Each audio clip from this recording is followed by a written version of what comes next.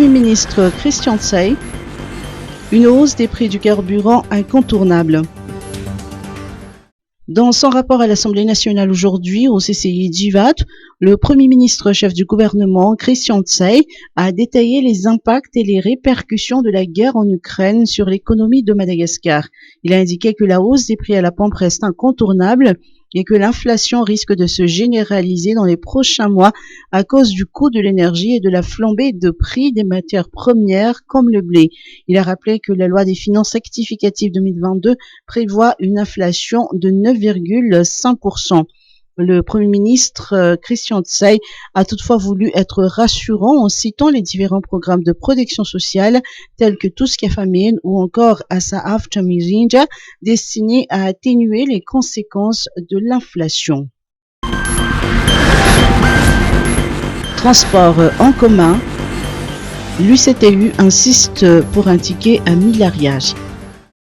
L'Union des coopératives des transporteurs urbains insiste pour une hausse de 100% du ticket de transport en commun dans la capitale.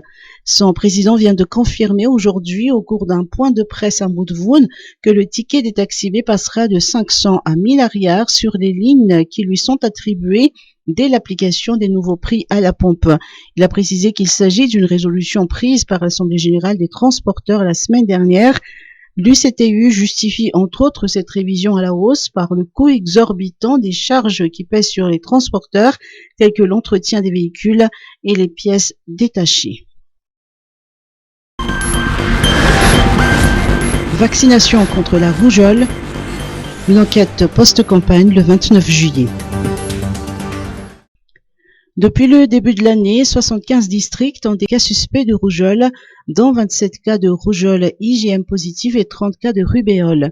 Lors de la campagne de suivi de la rougeole du 16 au 22 mai dernier, la quasi-totalité des 4,4 millions d'enfants de 9 à 59 mois visés des 23 régions du pays ont été vaccinés.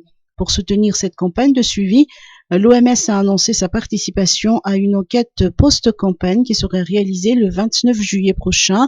Cette enquête consistera à évaluer la qualité de la campagne de vaccination des enfants de 9 à 59 mois et de mesurer les résultats obtenus.